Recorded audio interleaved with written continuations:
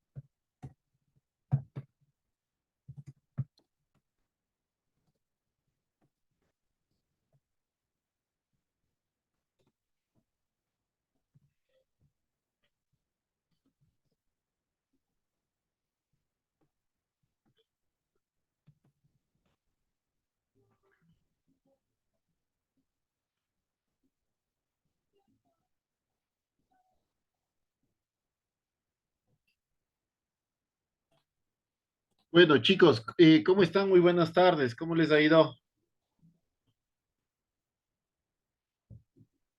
Creo que ya no va a entrar más personas, más gente. ¿Cómo les ha ido, chicos?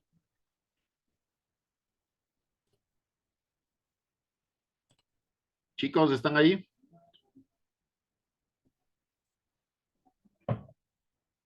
Sí, Chicos, sí, aquí buenas tardes. ¿cómo están? Bueno, empecemos.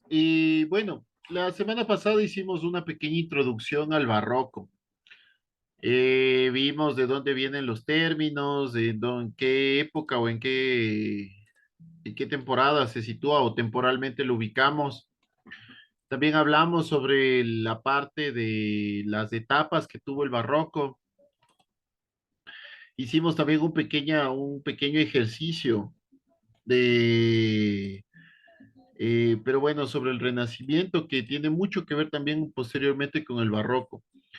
Adicionalmente vimos las nuevas o los nuevos elementos que se dieron dentro del barroco, que fueron el urbanismo, los palacios, las catedrales, las iglesias, el paisajismo, diseños interiores. En esta clase vamos a ver un poco más sobre los elementos arquitectónicos o elementos constructivos, es decir, las nuevas formas de arquitectura, como los muros, las columnas, los soportes que tenían, las formas de los arcos, las fachadas, las cúpulas, cómo se empezaron a dar. Entonces, bueno. Y al final de esto les voy a mandar un deber, que es hacer una infografía sobre los autores más destacados del barroco, ¿sí? Ya que las siguientes clases vamos a ver justo eso. Entonces, no sé, más bien de una vez les envío, ¿ya? De una vez les voy a pegar les voy a pegar en el chat para que ustedes puedan verlo, ¿ya? Ah, pues para que lo lleven. Bueno, entonces empezamos. Bueno, retomando lo que hablábamos el día sábado, ¿qué es el barroco? El barroco es el movimiento cultural que responde a la decadencia política, económica y social que se apoderó en España y en Europa en el siglo XVI y XVII. El barroco como estilo arquitectónico eh, se caracterizó sobre todo por una profusión de adornos, sobre todo en contraposición a lo que se venía dando anteriormente, que era el Renacimiento clásico. ¿Sí? ¿Por qué se habla de una decadencia económica? Existió en esa época o en esa parte histórica una profunda crisis económica que condujo a sucesivas quiebras debido a la financiación contigua de las guerras, al exceso de gasto de la corte y sobre todo a la disminución de la cantidad de oro que llegaba de América.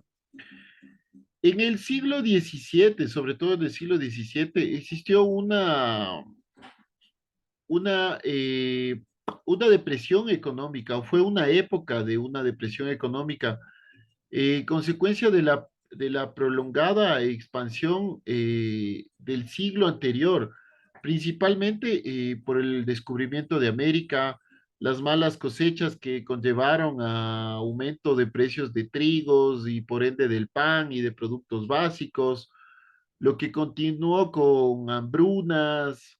El comercio se estancó, sobre todo en el área del Mediterráneo.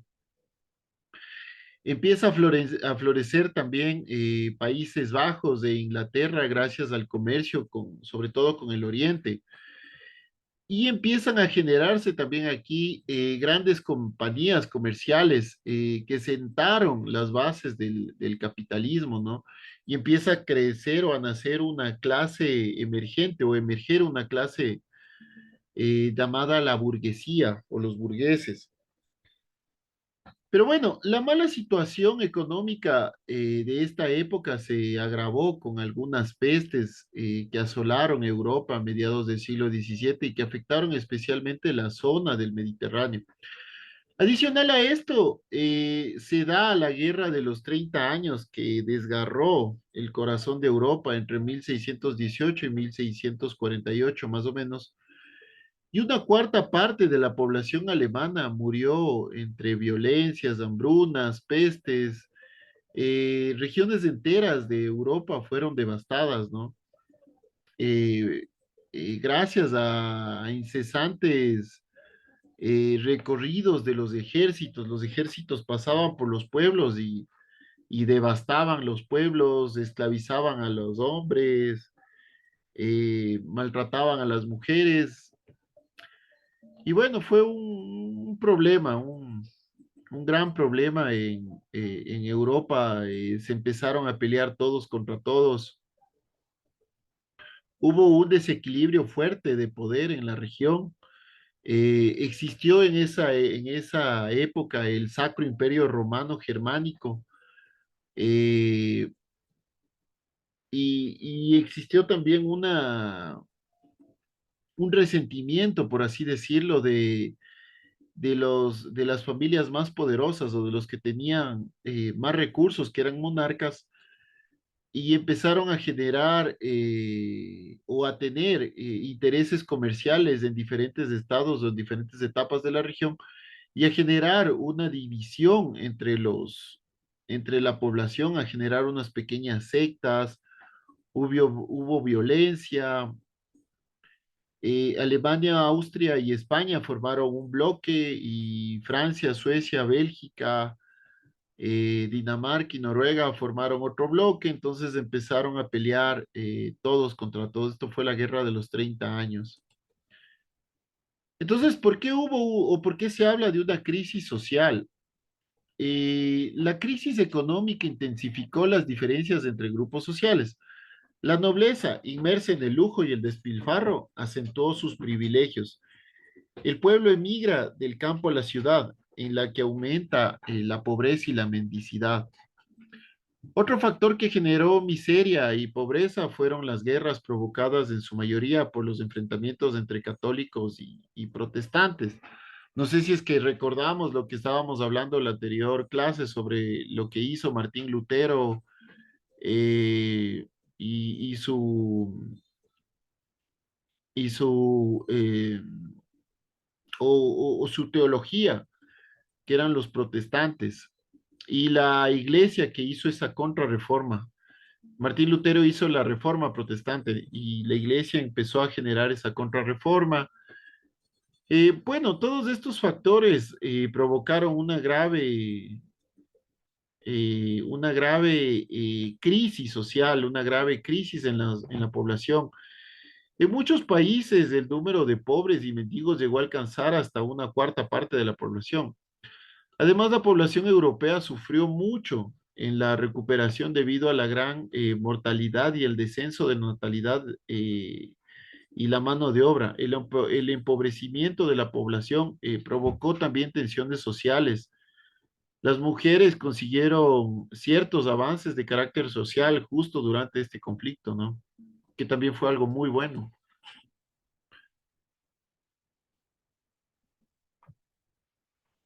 Se habla también de una decadencia política debido al deterioro o se produce un deterioro de la autoridad real. Felipe III, Felipe IV, Carlos II dejan el poder en manos de válidos como el duque de Lerna o el conde duque de Olivares. También hubieron pérdidas militares debido a la Guerra de los 30 años y la sublevación en Cataluña y Portugal. Entonces, el poder hegemónico en Europa basculó más o menos o empezó a bascular de España imperial a la Francia absolutista. Eh, y esto consolidó más bien el poderoso estado del continente, prácticamente indiscutido, que fue en Inglaterra. Nadie le hacía frente a Inglaterra. Entonces, los siglos XVIII Inglaterra fue la principal potencia en Europa. Así también Francia y la Roma papal fueron principales núcleos de la cultura barroca como los centros de poder político y religioso. También el absolutismo y la contrarreforma que existió generaron también varios problemas políticos porque empezó a bascular también el poder entre absolutismo y contrarreforma, ¿no? En España, aunque la decadencia política y económica tuvo un esplendoroso periodo cultural que se llamaba el Siglo de Oro, generaron un marcado aspecto religioso y contrarreformista, ¿no? Sobre todo, este siglo de oro pretende o propone generar mucha literatura y artes plásticas. Bueno, en el resto de países, la cultura barroca, es decir, en Alemania, Inglaterra, Países Bajos, su implantación fue bastante irregular, con distintos sellos o distintas formas, peculiarizando este tipo de arquitectura, ¿no? En base a características ya muy locales de cada país. Más o menos para que ustedes se fijen, así es como era Europa en esa época.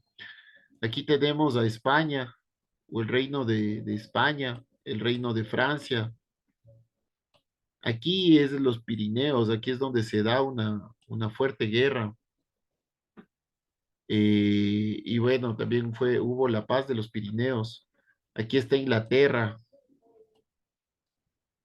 Entonces, por ejemplo, aquí esto es el Sacro Imperio Romano Germánico, ¿no?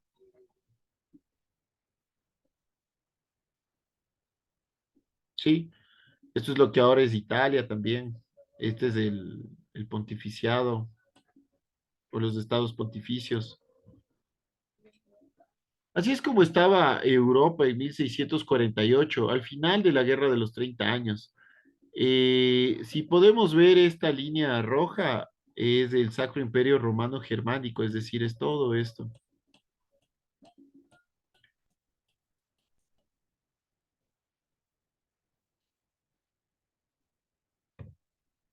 Bueno, y así es como estaba también dividido el mundo. Todo lo que está en amarillo eran las colonias españolas, ¿no?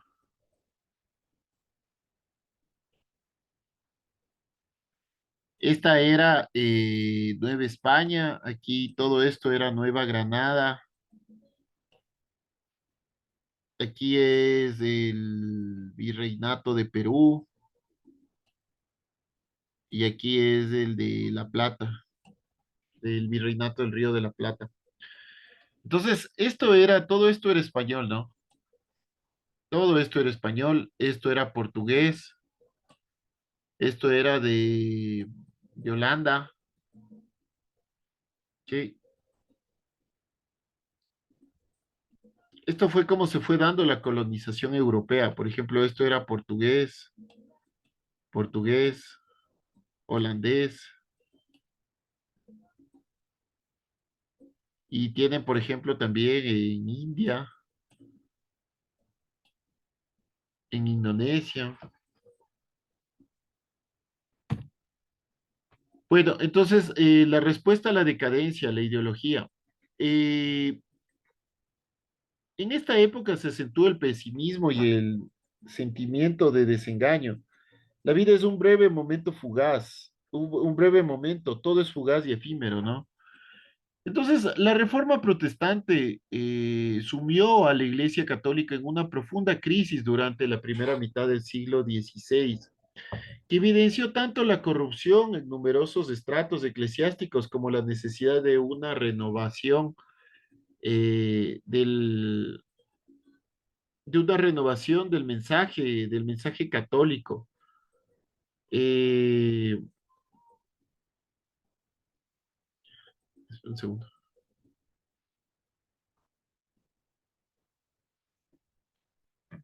Entonces evidenció tanto la corrupción que la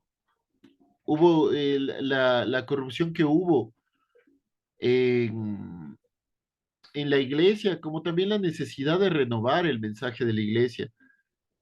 Hubo un mayor acercamiento a los fieles o con los fieles desde la iglesia.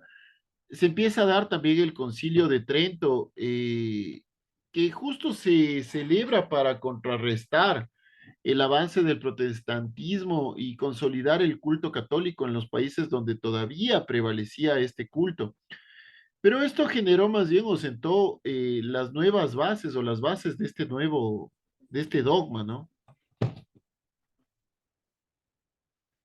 Entonces, el arte barroco, la cultura barroca, a diferencia del Renacimiento, se nutre de materiales heredados, mezclan y retuercen elementos renacentistas, a los que incorporan nuevos temas relacionados con el pesimismo de la época, la muerte, la fugacidad de la vida, la inconsistencia de la vida, ¿sí? Entonces, el barroco fue un estilo del escepticismo que vio reflejado en un sentimiento de fatalidad, de dramatismo entre los autores de la época.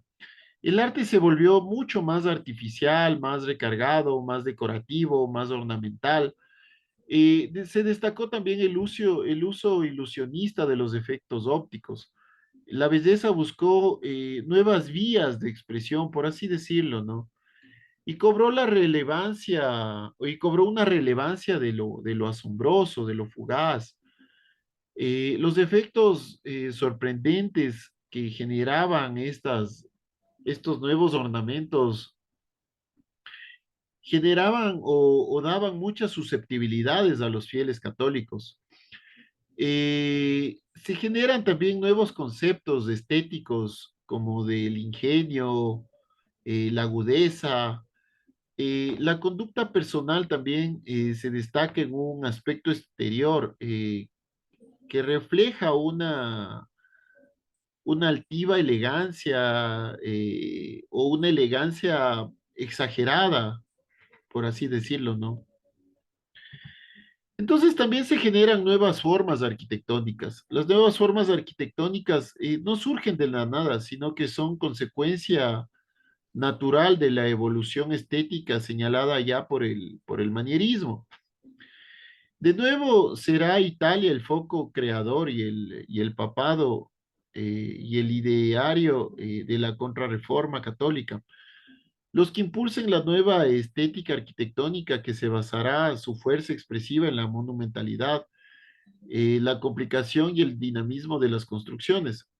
El punto de partida, como el del resto de las artes, es la nueva utilización del lenguaje clasicista elaborado durante el Renacimiento, pero de una forma que conducirá a la ruptura del equilibrio.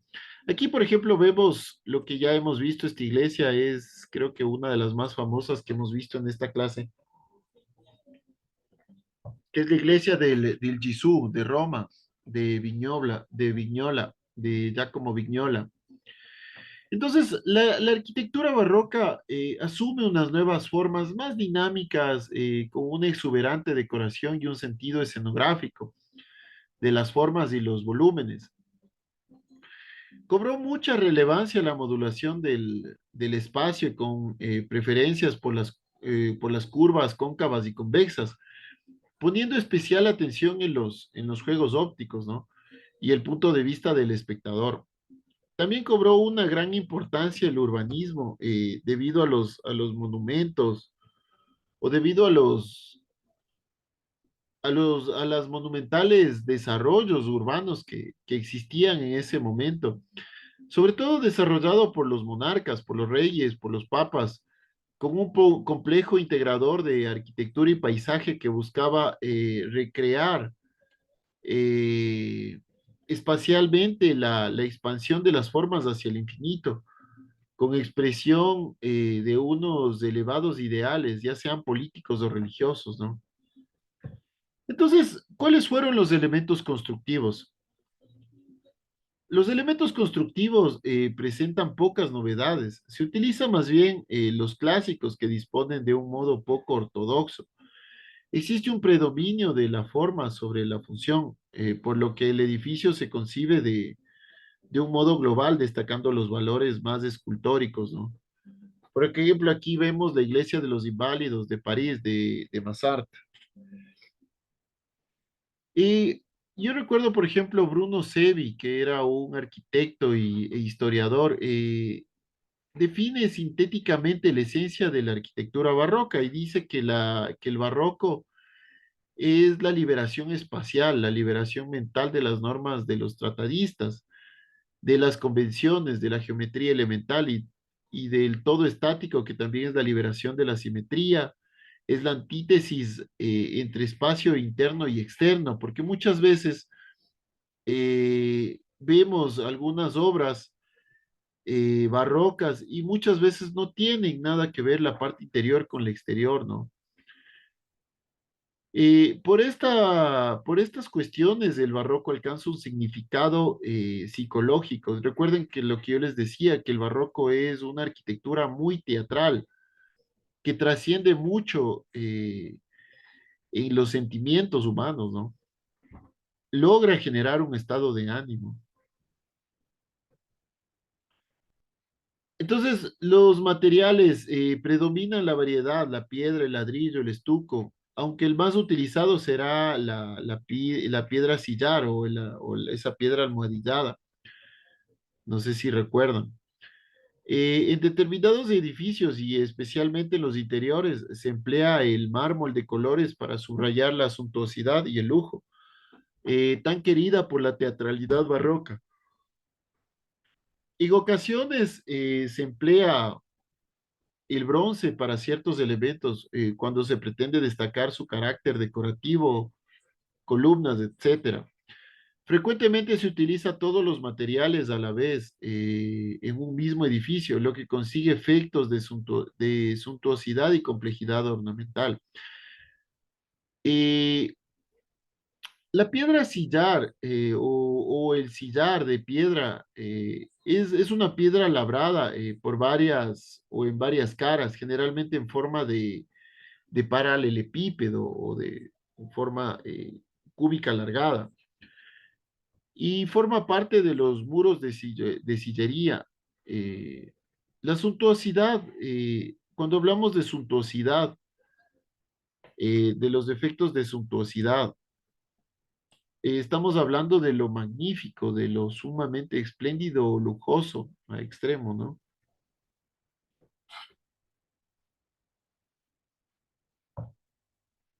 El muro es el principal soporte y tiene un carácter muy dinámico. Se ondula y moldea permitiendo plantas flexibles. Los vanos que se abren pueden tener también formas ovales o con sobreventanas, ¿no?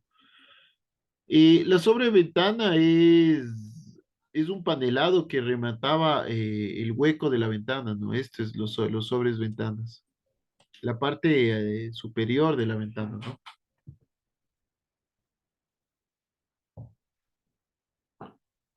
Esta es la fachada de la, barroca de la Catedral de Murcia. Entonces, bueno, los soportes exentos o adosados se emplean mucho, pero en general con fines decorativos. Estos son los soportes, ¿no? Se usan atlantes. ¿Dónde están los atlantes? Aquí, por ejemplo. Cariátides y ménsulas. Los atlantes son hombres y las cariátides son mujeres. Eh, las ménsulas son unas como mesas pequeñas. Ménsulas viene de latín, que es mesa pequeña, ¿no? Bueno, entonces, por ejemplo, estos son atlantes y estos son cariátides, ¿no? Entonces, bueno, el soporte estructural más bien, o los soportes se refieren a la parte o a una parte de la estructura que proporcionaba la resistencia y la rigidez necesaria para resistir las fuerzas aplicadas y transferidas con seguridad al suelo. Las cargas externas aplicadas sobre los apoyos conducen a la acumulación de fuerzas internas, ¿no? Entonces, estos eran los soportes, no necesariamente columnas o columnetas o columnatas.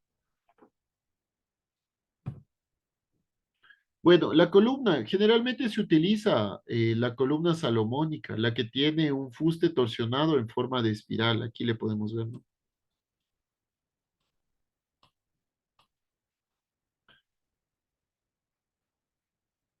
El estipite es un soporte vertical cuyo tronco tiene una forma de pirámide invertida. Puede resultar muy complejo al yuxtaponerse en ocasiones a diversos elementos, ¿no? Este es el estipite.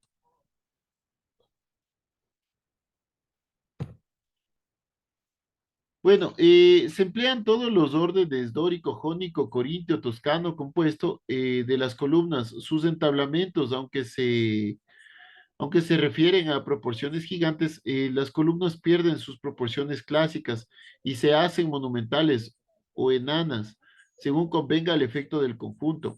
Los fustes lisos de las columnas se sustituyen por fustes retorcidos, por estos fustes. Salomónicos, lo que constituye una genuina creación barroca, ¿no? Este es el Valquidano de San Pedro, de Bernini. Este está en la iglesia de San Pedro.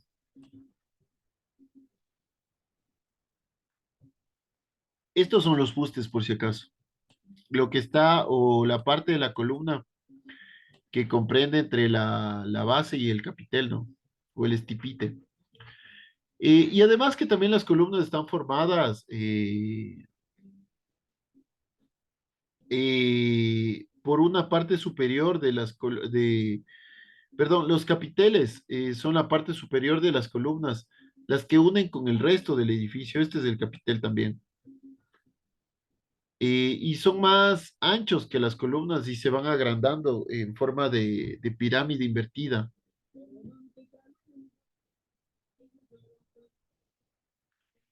Los arcos son muy variados, de medio punto, elípticos, mixtilíneos, ovales. El arco más utilizado es el de medio punto, ¿no? Son los de medio punto. Las fachadas se curvan como consecuencia de la introducción de entablamentos curvos. O sea, no sé si podemos aquí ver cómo se curva esta fachada, ¿no? Este modelo está inspirado en la iglesia del Gesù de Vignola y tiene dos cuerpos que se van haciendo más movidas y ricas en claros y oscuros. Se llenan de esculturas, las columnas se desprenden del muro y el efecto general es el de mayor riqueza y movimiento. Los entablamentos curvos o también conocidos como entablamento o cornizamiento son un conjunto de piezas que gravitan intermediamente sobre las columnas entre la arquitectura arquitravada, ¿no? Estos, los acornizamientos.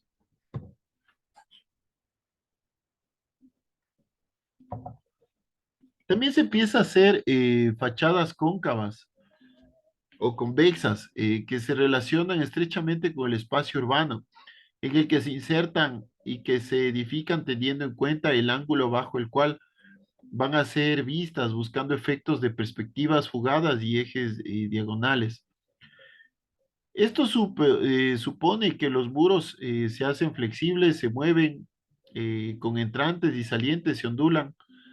Las cornisas muy salientes también se reflejan en esta concepción dinámica de la fachada. Se trata casi de una concepción orgánica del edificio, ¿no? Se utilizan mucho las fachadas cóncavas o convexas, que por definición es algo, el cóncavo es cuando la persona u observante eh, tiende a tener profundidad o está dentro del objeto, ¿no? Más bien, y al contrario, el convexo es cuando el objeto está afuera, ¿no? Cóncavo es adentro, esto es cóncavo, por ejemplo, y esto es convexo, ¿sí? Las cúpulas sobresalen en el exterior, pero interiormente serán absorbidas como superficies semiesféricas para pura, por un torbellino de figuras, pinturas, molduras o fingidos cielos. Son grandes rompimientos de gloria entre los que aquellas simulan desaparecer, dejando ver un nudo celestial. Esta es la iglesia de los inválidos de París, ¿no? De Mozart.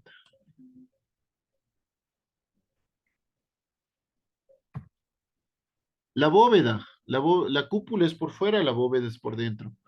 Los sistemas de cubierta son muy variados. Las bóvedas de cañón, aristas, lunetos y semiesféricas sobre pechinas son las más características. También se constituyen bóvedas falsas llamadas encamonadas.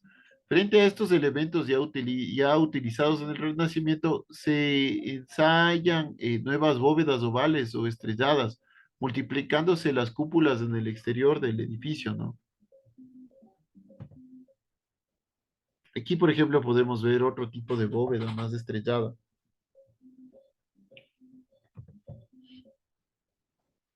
Los recursos decorativos que se utilizan incluyen diseños basados en líneas curvas, en consonancia con el mayor dinamismo, buscando como frontones curvos y partidos vanos, ovalados y motivos vegetales, cueros y cortinajes que sugieren un mundo irracional y caprichoso. Se emplea con frecuencia el trampatojo, que es una trampa para el ojo.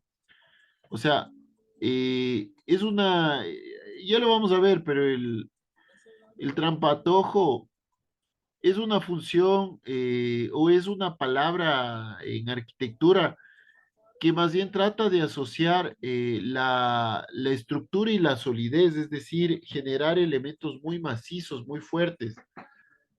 eh, y sobre todo hace referencia a la resistencia de los materiales y da lugar a elementos de construcción como ensambles y configuraciones o sistemas constructivos que hacen o que generan un efecto visual, ¿no? De solidez o generar algo muy macizo.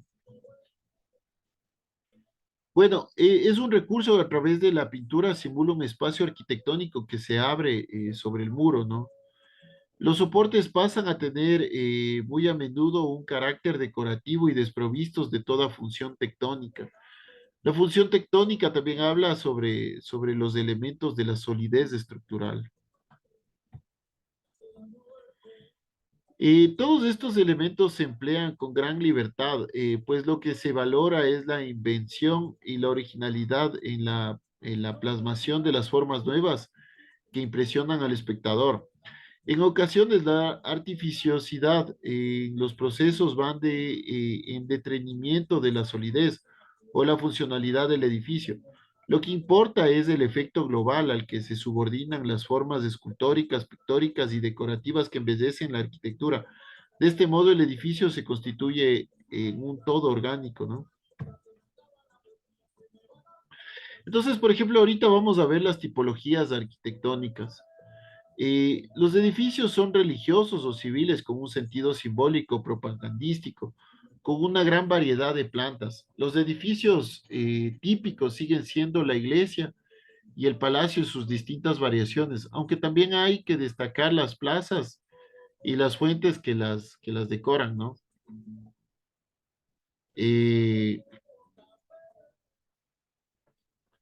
por ejemplo, aquí vamos a ver las distintas plantas.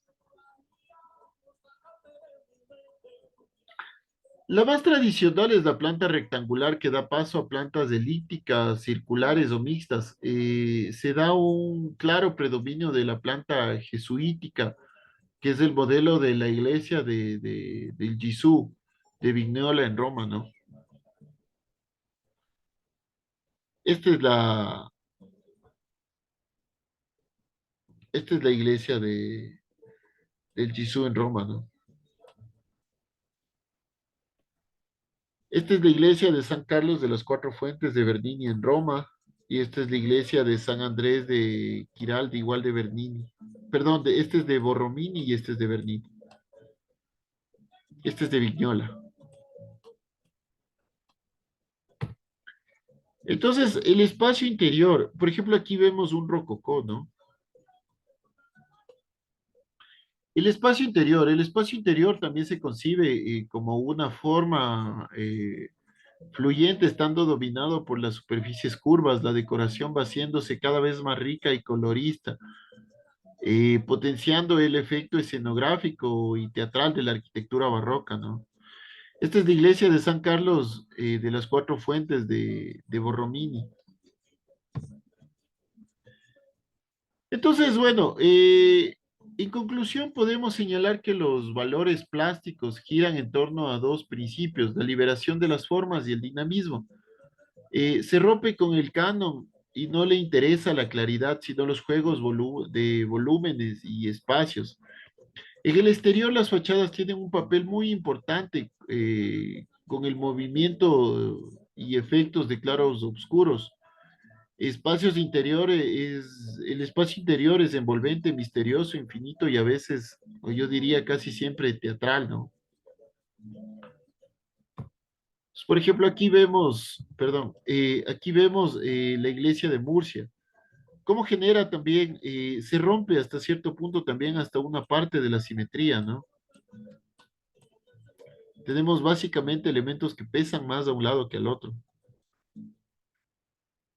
Este abovedamiento también.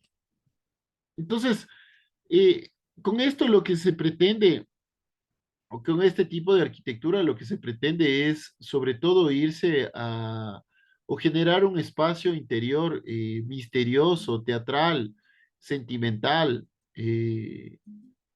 lo que se intentaba hacer, ¿no? Majestuoso. Sí. Entonces, bueno, chicos, lo que les iba a decir es que hay que me ayuden, por favor, haciendo una infografía de los autores más destacados del barroco, ¿sí? Eso, no sé si alguno tiene alguna pregunta o alguna inquietud.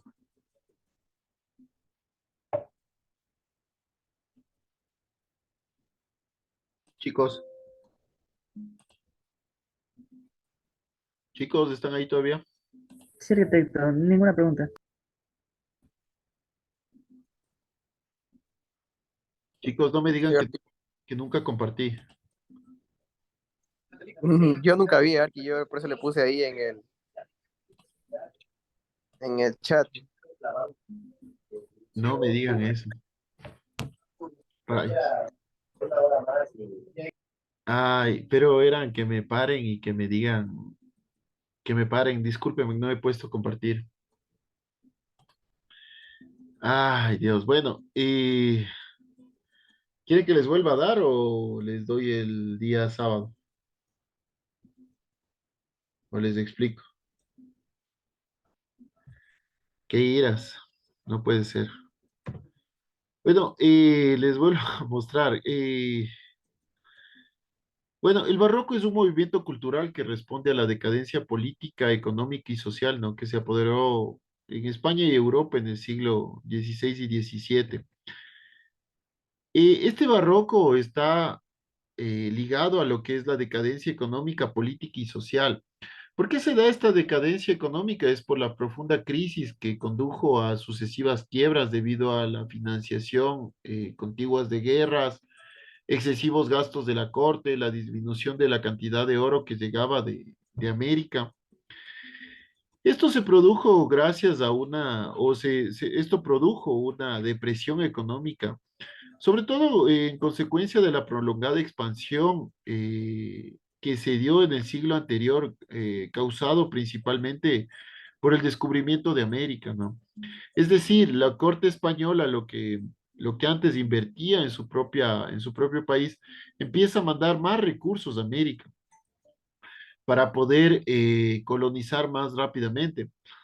Pero todo esto produjo también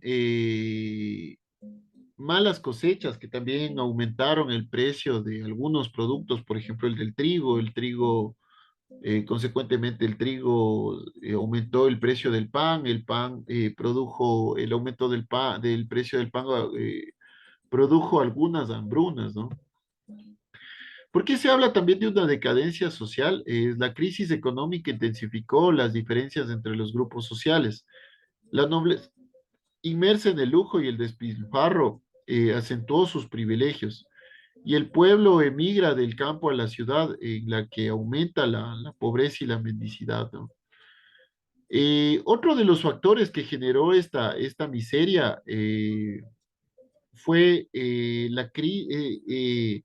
fue la guerra de los 30 años que se produjo entre más o menos 1618 y 1648.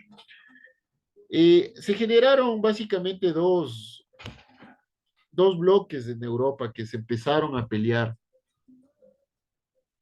Se empiezan a pelear entre estos dos bloques y genera además de muertes, desolación, genera también bueno, una gran mortalidad, un descenso dentro de la natalidad también en Europa. Y esto también, en consecuencia, esto genera una baja demanda o una fuerte demanda, diría yo, de mano de obra.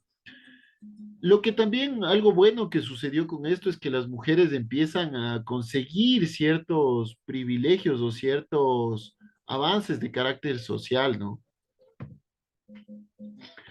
¿Qué sucede en cuestiones políticas?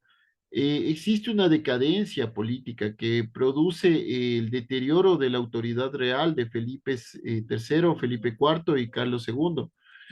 Dejan el poder en manos de válidos como el duque de Lerna o el conde duque de Olivares.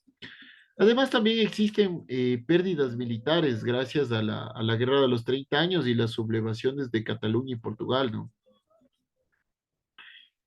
En esta época también empieza a haber una ascensión, una crecida del imperio inglés. Y esto en cambio hace o empieza a hacer a un lado a España y a Francia, que en ese momento eran también potencias. Pero bueno, en cuanto a España, esta decadencia política, económica y social produce una forma de protesta que era a través de la literatura o de las artes plásticas y produce este famoso siglo de oro que hablábamos, ¿no? En la anterior clase. Solo un segundito.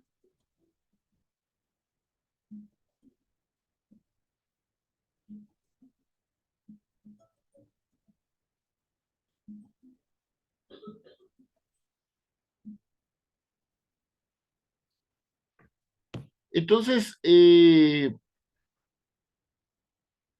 estas decadencias producen también en España este famoso siglo de oro como una forma de protestar, de una forma de protesta social,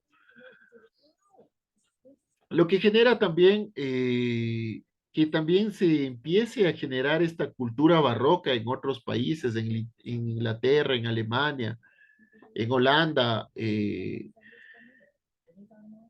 y cada barroco en cada país produce sus propias características, sus características nacionales. Para que ustedes se den cuenta, este es el mapa de Europa en 1648, posterior a la guerra de los 30 años. Esta línea roja es el Sacro Imperio Romano Germánico. Uy, perdón. Esto es el Sacro Imperio Romano Germánico, ¿no? Estos eran los estados pontificios de Italia. España, Portugal, Francia, Inglaterra. Y estos eran las colonias europeas en todo el mundo, más o menos en 1660. Aquí vemos, por ejemplo, cómo España, Es el mayor colonizador del mundo, por así decirlo, ¿no? Tiene colonias en América, bueno, también tuvo colonias en África, en Asia, en Medio Oriente, ¿sí?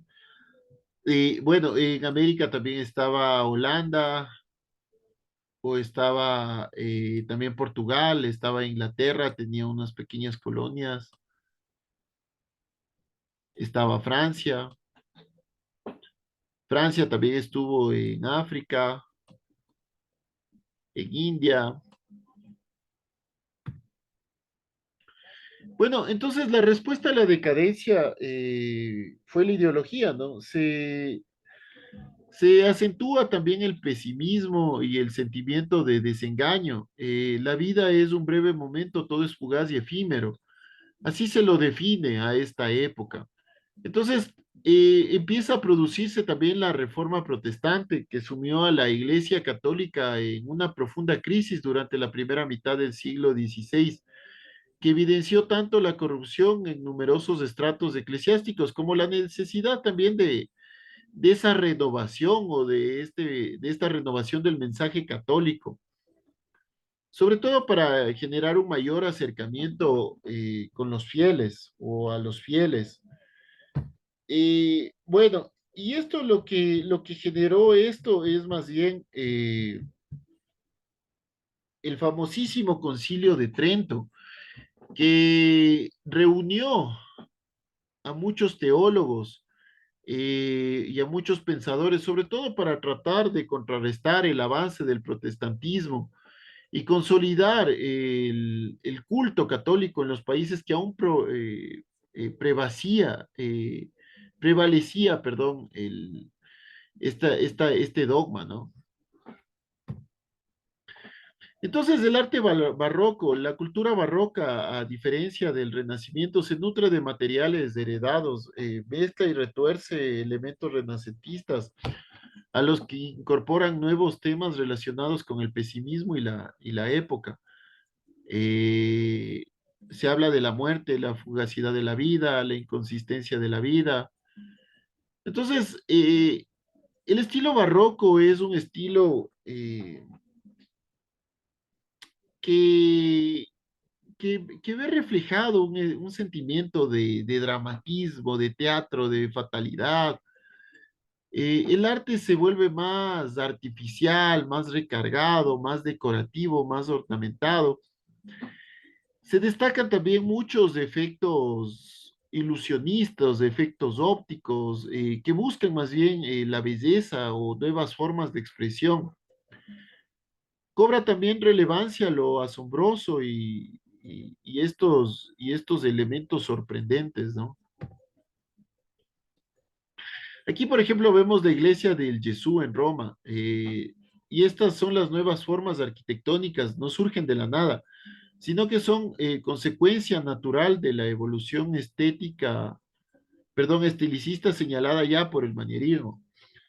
De nuevo será Italia el foco creador y el papado y el ideario de la contrarreforma católica los que impulsen la nueva estética arquitectónica que basará su fuerza expresiva en la monumentalidad, la complicación y el dinamismo de las construcciones.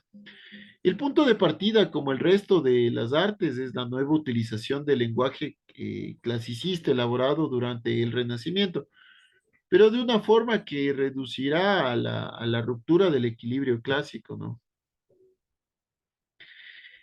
Los elementos constructivos preservan pocas novedades, se utilizan los clásicos que se disponen de un modo poco ortodoxo. Existe un predominio de la forma sobre la función, por lo que el edificio se concibe de un modo global, destacando sus valores escultóricos.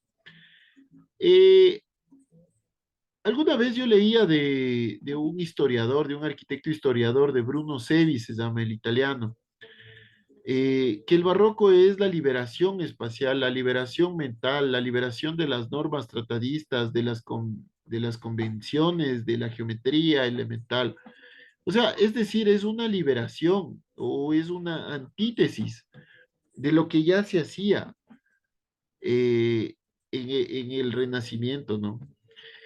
Y de hecho, el barroco trae un significado más psicológico que trasciende a la arquitectura, ¿no?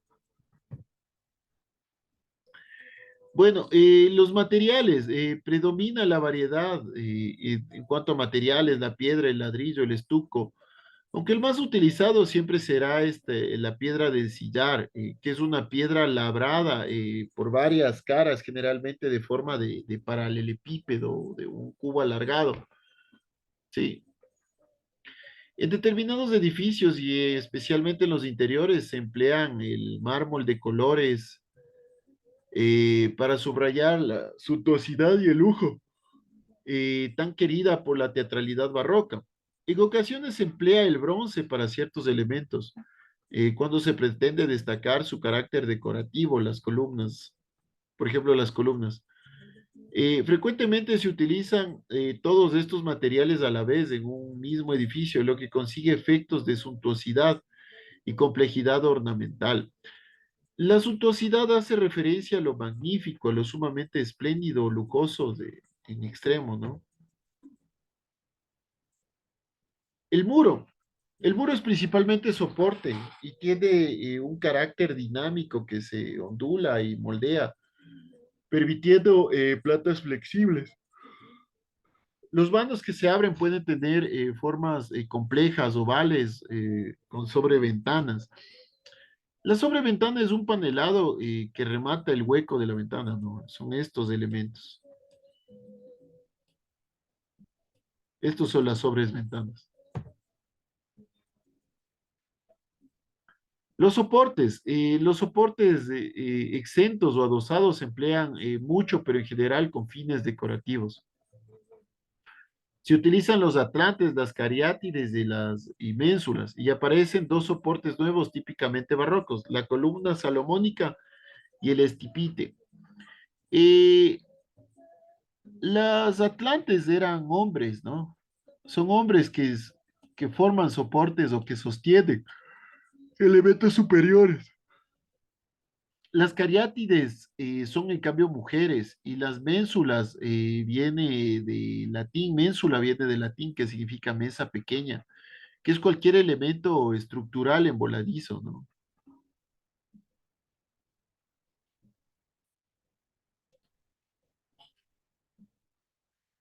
Entonces las columnas, la típica, se utilizaban también todos los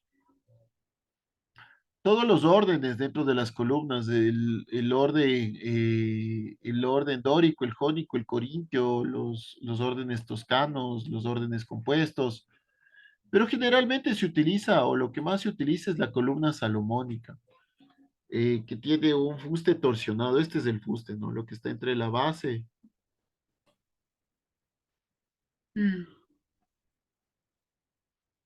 Perdón. Entonces, estos son fustes retorcidos, ¿no?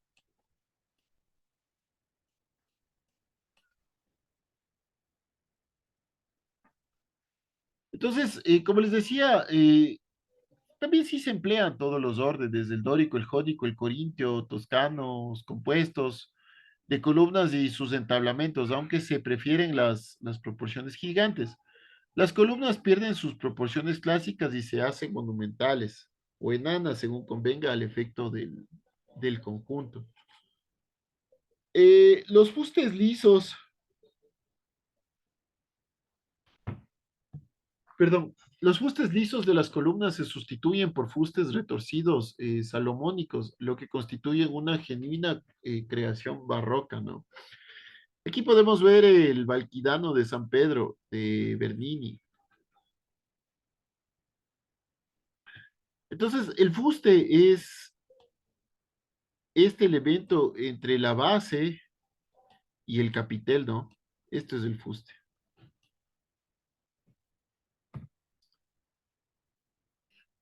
Capitel o chapitel también le conocen.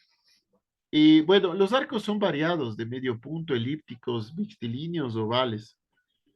Entonces, por ejemplo, aquí vemos arcos de medio punto, ¿no? El más utilizado es el arco de medio punto. Igual bóvedas de medio punto.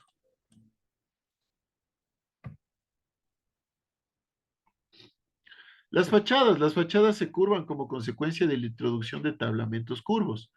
Igual, inspiradas del Gesù, de Vignola, de Giacomo Vignola, tienen dos cuerpos y se van haciendo más movidas y ricas en claros y oscuros. Se heredan de esculturas, las columnas se desprenden del muro y el efecto general es de mayor riqueza y movimiento. Aquí tenemos, por ejemplo, este es el cornizamiento o esta cornisa, ¿no?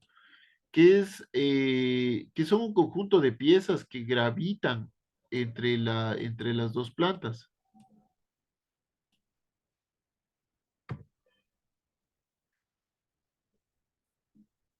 También se empiezan a dibujar fachadas cóncavas o convexas, que se relacionan estrechamente con el espacio urbano en el que se insertan o se edifican teniendo en cuenta el ángulo bajo el cual va a ser vistas, buscando efectos de perspectiva fugadas y de ejes diagonales.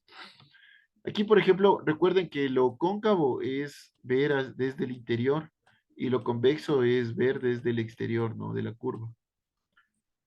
Esto supone que los muros se hacen flexibles, se mueven con entrantes y salientes, se ondulan y las cornisas muy salientes también reflejan esta concepción dinámica de la fachada. Se trata casi de una concepción orgánica del edificio. Eh, las cúpulas sobresalen en el exterior, pero interiormente serán absorbidas como superficie semiesférica pura, por torbellinos de figuras, pinturas, molduras o fingidos cielos.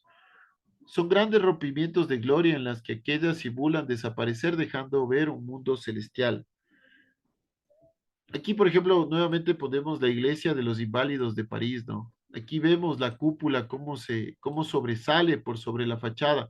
La cúpula termina siendo el elemento principal de la fachada, ya no es tanto el entablamento o la fachada de retablo, sino más bien es la cúpula lo que sobresale más de la fachada, lo que le da esa característica más importante.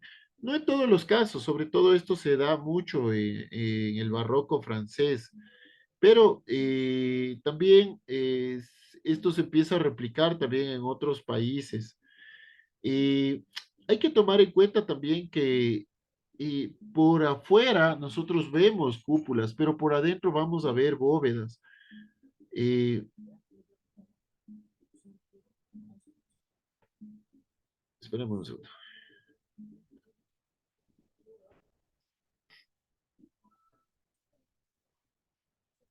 Bueno, sí, entonces hay que irnos dando cuenta de eso.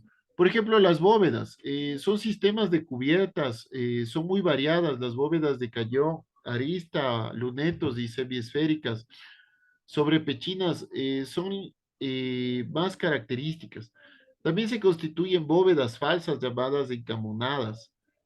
Eh, Frente a estos elementos ya utilizados desde el Renacimiento, se ensayan nuevas bóvedas ovales o estrelladas, multiplicándose las cúpulas en el exterior del edificio, ¿no? O sea, aquí, por ejemplo, vamos a ver una bóveda en forma de, bueno, esta no es, es una bóveda en forma de luneto, pero en cambio aquí vamos a ver una bóveda en forma de estrella, ¿no?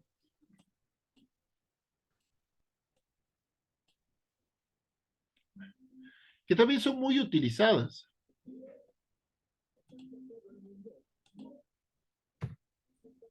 Entonces, otro de los otros recursos decorativos son también estos trampatojo, que son estos elementos sobre las fachadas,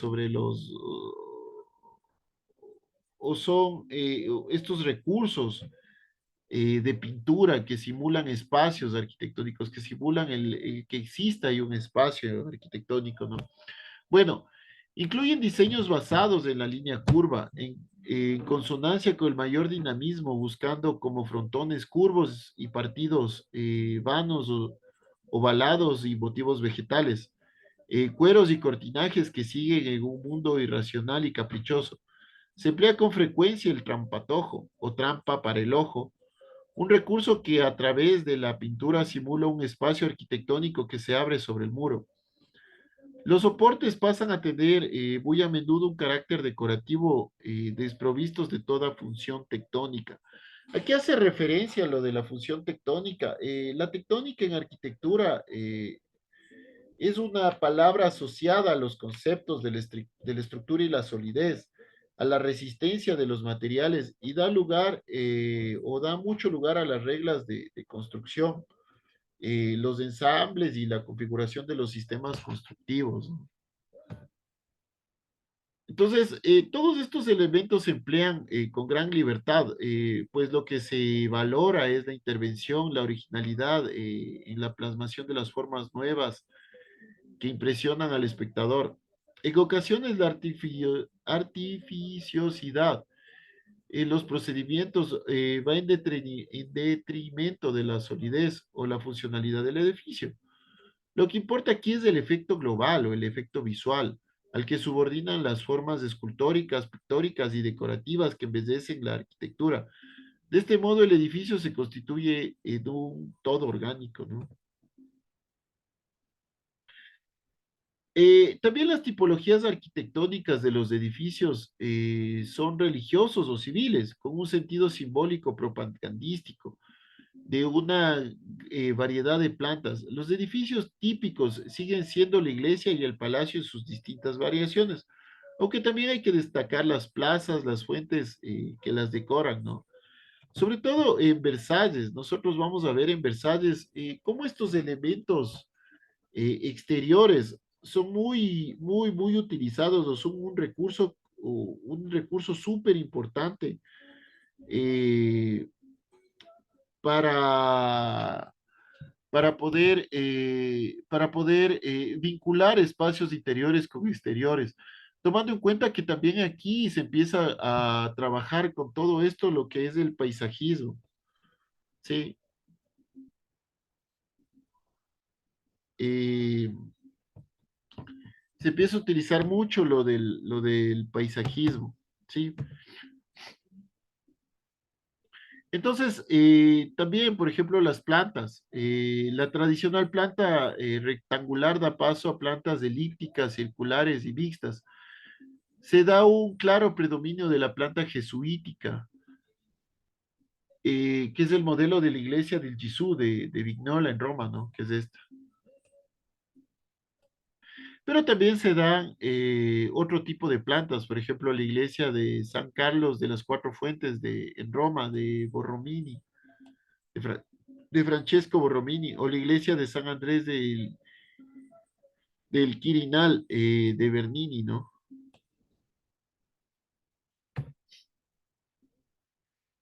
Por ejemplo, aquí vamos a ver ya el rococó, ¿no? Aquí ya vemos en los espacios interiores el uso del rococó.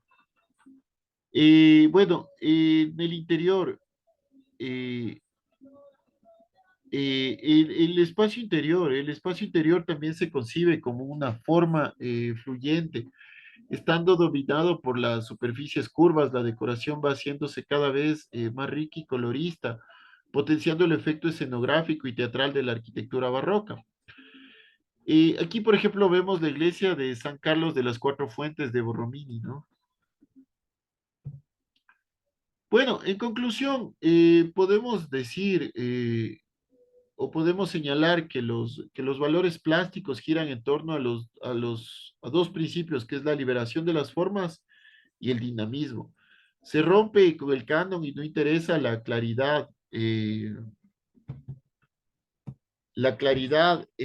interesa la claridad, sino los juegos de volúmenes y espacios en el exterior y las fachadas tienen un papel muy importante con el movimiento y efectos de claro oscuro. El espacio interior es envolvente, misterioso, infinito y a veces teatral. Yo diría que siempre es teatral, ¿no? Bueno, chicos, entonces el deber sería para el día sábado que me ayuden haciendo una infografía de los autores más destacados del barroco. Sí, aquí, por ejemplo, tienen algunos, ¿no? Tienen otros y otros y otros, ¿sí? Eso es, chicos. ¿Qué más? No sé si tienen alguna pregunta, alguna inquietud. Chicos, ahora sí, ¿tienen alguna pregunta o inquietud? No, arquitecto, gracias. Sí. Bueno, chicos, entonces nos estaríamos viendo el día sábado. Sí. Les mando un abrazo. Cuídense mucho, sí.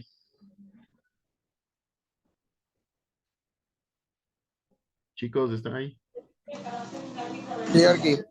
Ya, bueno, entonces nos estaremos viendo el sábado. Un abrazo. Cuídense mucho. Gracias, Arqui.